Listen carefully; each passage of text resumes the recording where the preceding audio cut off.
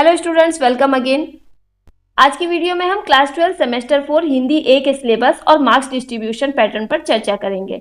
जैसा कि आप जानते ही हैं कि इस सेमेस्टर का क्वेश्चन पेपर भी आपके बाकी के सेमेस्टर्स की तरह ही 40 मार्क्स का ही होगा, लेकिन इस सेमेस्टर में एमसीक्यूज नहीं बल्कि सेमेस्टर 2 की तरह ही इसमें भी शॉर्ट और लॉन्ग आंसर टाइप क्वेश्चन और राइटिंग स्किल्स को शामिल किया गया है।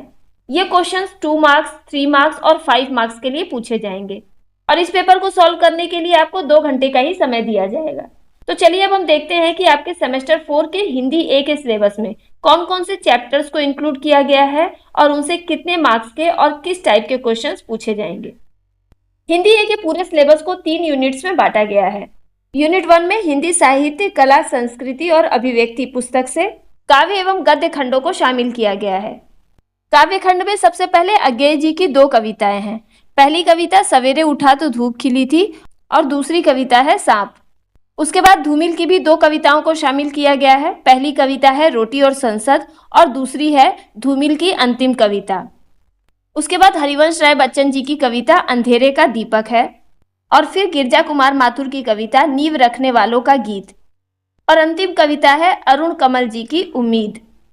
इस खंड से आपको 2 अंकों वाले 2 प्रश्न करने होंगे, 3 अंक वाला सिर्फ 1 प्रश्न और 5 अंक वाला भी सिर्फ 1 ही प्रश्न करना होगा। तो इस खंड से आपको पूरे 12 अंकों के प्रश्नोत्तर करने होंगे। उसके बाद यूनिट 1 के गद्य खंड में 3 अध्याय शामिल किए गए हैं।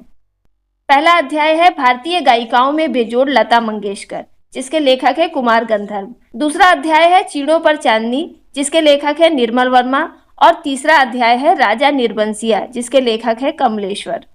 इस खंड से भी काव्य खंड की तरह ही 2 अंकों वाले 2 प्रश्न करने होंगे और 3 अंक वाले और 5 अंक वाले 1 प्रश्न करने होंगे और इस खंड से भी आपको कुल 12 अंकों के प्रश्नोत्तर करने होंगे। यूनिट 2 में धर्मवीर भारती द्वारा लिखित नाटक अंधा युग के तीसरे, चौथे और 5वें अंक को शामिल किया गया है, जिससे 3 अंकों के 2 प्रश्न और 5 अंक का 1 प्रश्न करना होगा। इस खंड से कुल 11 मार्क्स के प्रश्नोत्तर करने होंगे। और अंत में यूनिट 3 रचना खंड है। इस खंड में पत्र लेखन, प्रतिवेदन लेखन तथा भाव पल्लवन को शामिल किया गया है। इन तीनों में से आपको सिर्फ एक ही लेखन कार्य को चुनना होगा, जिसके लिए 5 अंक निर्धारित किए गए हैं।